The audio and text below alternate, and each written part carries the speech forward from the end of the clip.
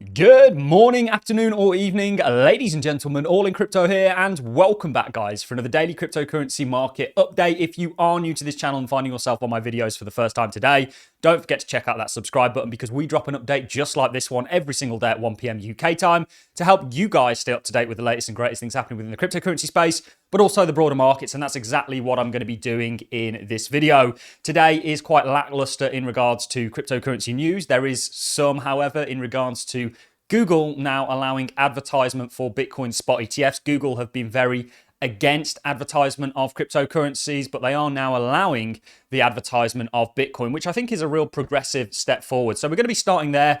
We are going to be looking at a number of things happening with the markets, the cryptocurrency markets internally. Of course, we know the US government is set to sell $130 million worth of Bitcoin.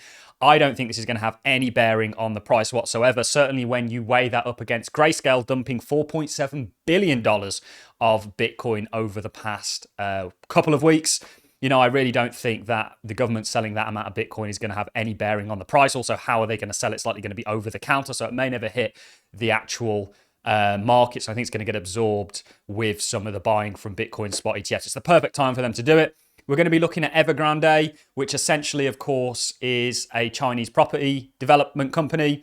You know, they were a big story. They are now in free fall again and looking to go into liquidation. This also, I think, is a bit of a non-starter when it comes to affecting the markets globally, because if it was going to have a bearing on the markets, it of course is having a bearing on the Chinese stock exchange, and the government are putting in measures. But if it was going to have a bearing on the broader markets, you'd have seen that largely priced in. You wouldn't have seen the S&P do what it's been doing. And then we'll look at a number of other things. This week is going to be a huge week for macroeconomic data. You have GDP tomorrow for the Eurozone. You've got non-farm on Friday. You've got a lot going on. We're going to be looking at that because we are currently looking for this right shoulder on our inverse head and shoulders pattern for Bitcoin to form that ultimately could predict a target to around about 150K, which aligns with our macro view on where we think the markets generally are heading, not just crypto, the stock market and everything in between. There's a number of factors that lead me to believe that this right shoulder may be in. Bitcoin against the dollar, of course, on its own merit. If you look at the weekly candle that we had. Also Bitcoin against the likes of the stock market, gold, and so on. Also Coinbase, in my opinion, looking to bounce. And Bitcoin dominance looking to roll over, and other dominance looking to gain ground. That is not going to happen in a generally downtrending market because altcoins still sell off to more of a significant degree than Bitcoin if it's going down. So lots going on. Again, it's a really heavy week in regards to economic data, which we'll be looking at, not just in regards to data, but also in regards to company earnings. You've got the likes of Google, Microsoft, Snapchat, Meta, Boeing, MasterCard, ExxonMobil, and everybody in between coming out this week in regards to Q4 earnings. That's going to be interesting. Again, we can relate this to what we're looking at with Bitcoin in regards to that right shoulder, not just against the dollar, but against the stock market. So we have a hell of a lot to get into, guys. Without further ado, let's dive into it all. And let's start things off with some pretty big news. And this is the fact that Google to allow Bitcoin and crypto ETF ads from Monday. So it's not just Bitcoin, it's also crypto ETF ads. So this is likely going to be the crypto altcoin ETFs in Europe.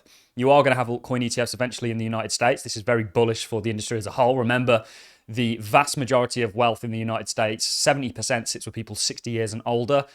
ETFs kind of break down the barriers to entry. We are having and looking at rumors that Klaus Schwab, not Klaus Schwab, the head of the World Economic Forum. Charles Schwab is essentially looking to facilitate a Bitcoin ETF. They haven't done one yet, but they offer the 11 Bitcoin ETFs that are out there. Schwab is a $8.5 trillion giant, and they are setting to launch with a 10 basis point fee, which would be the lowest fee out of the lot. So they might shock the market. So this is a big step, I think, in the right direction generally. We also know that there is news, and I've seen people highlighting this as a real catastrophic event. They're not actually weighing up. The reason that human beings are the apex in the world is because of our ability to critically think about things and logically think about things.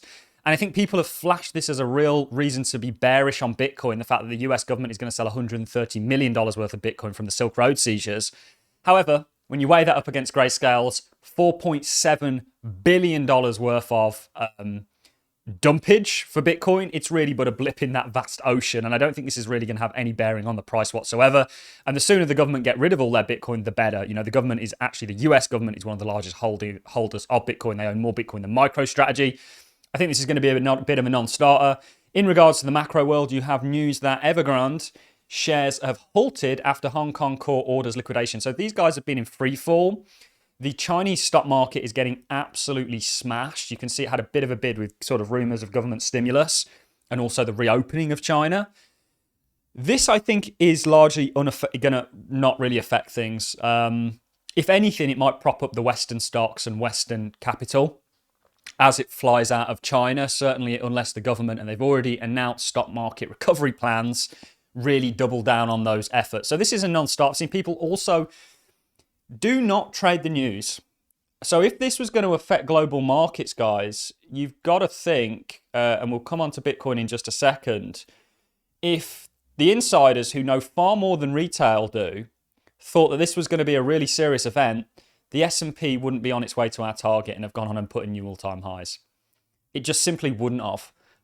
You know, people would have been pricing this in and there'd been far more of a dip that would have been caused by this. So we do think the Evergrande news is also largely a non-starter.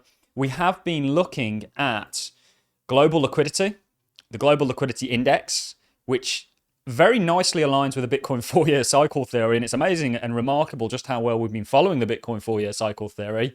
And you can see liquidity from a Federal Reserve point of view is indeed now increasing. You know, this idea of QT, there's a point where upping interest rates, which is supposed to be quantitative tightening, actually becomes quantitative easing because of the colossal debt burden that we have. I mean, I don't see a result for the debt markets other than a debt jubilee or a complete restructuring of the current fiat systems that are solely backed by the debt. That's a bit of a, there's something to watch there, because we do think now that the dollar is on a downward trajectory. This would align with the inverse head and shoulders that we have for Bitcoin and the targets that we're looking at on multiple stocks and also gold, run to 3,000. You know, the only real concern is the bond market for me, because that's the only thing that could spike interest rates, because they'll need to prop that up. Now, the Fed aren't going to bring down rates as fast as people think, but a sideways market for rates is good. Typically, that's seen the S&P going and putting new all-time highs. Bitcoin's in an uptrend against that.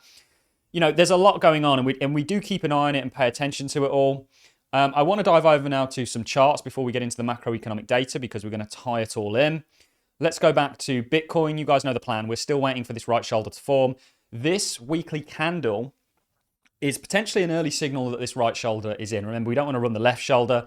It's not just Bitcoin that's doing this against the dollar. It's Bitcoin that's doing this against the SPY. We've got a very busy week of company earnings coming up that could be the reasoning why this right shoulder might actually be in on not just Bitcoin against the dollar, but Bitcoin against the SPY, NASDAQ, and of course, gold. Now we expect both the SPY. We have higher targets for the SPY.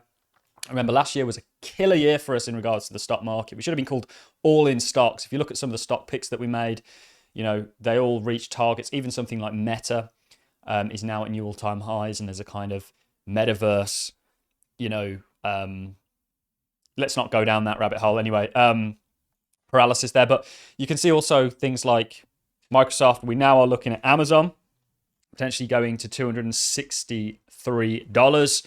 You know, what's Bitcoin going to do in that environment? You know, we're not just bullish because we have our blinkers on crypto. We have our blinkers on the entire macro environment. We understand the context of rates and everything in between. We also have a broader thesis on the dollar, which is going to be the yang, I should say, to the Bitcoin right shoulders yin, if that makes sense. But the dollar is being a little bit strong on the open today. Remember, we think the dollar is in a broader channel that it's been setting up since 2008, when you know, the government's officially stepped in and essentially took us from a free market into a kind of socialist regime, or perhaps more communist in nature. You know, we think this is in the lower band, and this is also supported by the Fed funds and where it's projected to go. The only spanner in the works could be if the bond market really starts to falter, but then even that, you know, we've seen bonds fall with the likes of Silicon Valley Bank, all this sort of stuff already, and then step in and prop it up. And ultimately, you know, devalue debt as a essential a result of it, but also prop it up. You know, you've got to remember that fiat systems are basically debt backed. When you issue more debt like we are currently doing, that's going to weaken the underlying currency as there's more debt, i.e. more currency that's available. So if rates are coming down like projected similarly, then you are going to find your way to the lower band here. To bring this back to Bitcoin and crypto, remember the correlation here. We ran into the neckline also perfectly coincided, and there's lots of fundamentals, all technically signaled. Be a technical trader, guys, not a news-driven trader like people panicking about Evergrande and the government selling a measly $130 million worth of Bitcoin. You can see where Bitcoin ran into resistance. It was at the same time the dollar gained strength. We don't want the dollar to run that 104 level. With the week that we have ahead of us, and let's just put this in a little bit more focus, it's going to be heavy, and there's lots of things that are going to affect the DXY and its strength coming up. The big one for me tomorrow is going to be EU GDP. It's expected to come out at 0.1. Same as Germany's GDP. Where's the actual EU GDP? I think we're getting that later, but the overall EU Eurozone GDP is supposed to come out at minus 0.1. I think it's going to be a beat, just like the US one was, and I think that's going to put some bolster into the euro, which makes up the majority of the DXY. And there's also a lot of data moving forwards. You know, you've got inflationary data, you've got Australian data, you've got rate decisions coming on Wednesday, and everything in between. And then, of course, the big one for me, Bank of England decisions. The big one for me is going to be non-farm payroll. ADP's on Wednesdays also. It's going to be interesting. And the Fed, to kind of go back to this and kind of round it up and to also further signal where rates are heading and thus the dollar, they have essentially won the battle of inflation. If you look at PCEs, which is their preferred metric, it's basically back to where they wanted it. It's not just a big week in regards to, and the DXY's the real thing to watch here because everything's going to pivot around it. It's also a really big week in regards to company earnings. And you can see this week you've got the likes of General Motors, Pfizer, Starbucks, Alphabet, Microsoft, Snapchat. And then you've got the likes of Boeing, MasterCard, Amazon on Friday or Thursday, sorry, Apple, Meta. It's going to be a crazy, crazy week. And these earnings are going to be interesting. And actually, you could be at a point where Bitcoin gains strength against the stock market, given what we're seeing on the weekly time frame with the candle. And also, there could be a fundamental news that supports this that's been technically signaled in regards to what perhaps takes place with earnings. So it's going to be an exceptionally interesting week. We don't have a great deal to actually report in terms of news flows. The plan that we've set out for it is still very much in play. We're still following it until there's reason to deviate. Don't get suckered in, guys, to these overly zealously bearish headlines when all you have to do is apply a little bit of logic to them to see the kind of frail and fragile nature of these arguments for being bearish on the market based on Evergrande. And, of course, the US government selling 130 million Bitcoin. Remember, Grayscale dumped 4.7 billion. Okay, so this is but a blip in the ocean. It's not even it's a couple of percent in terms of that volume that Grayscale dumped and the Evergrande stuff. If that was going to have such a bearing on the overall markets, you'd have seen that starting to get priced in. There could be a little bit of reasoning to the DXY maybe being strong on this. The plan is still in play. It's going to be a pretty interesting and likely volatile week as a result of all the economic data you're going to get. But we'll keep you up to date with it on a daily basis. If you've enjoyed this content, a like is always appreciated, so is a comment. And I look forward to seeing you all in the next one. Thanks for watching, guys. See you in the next.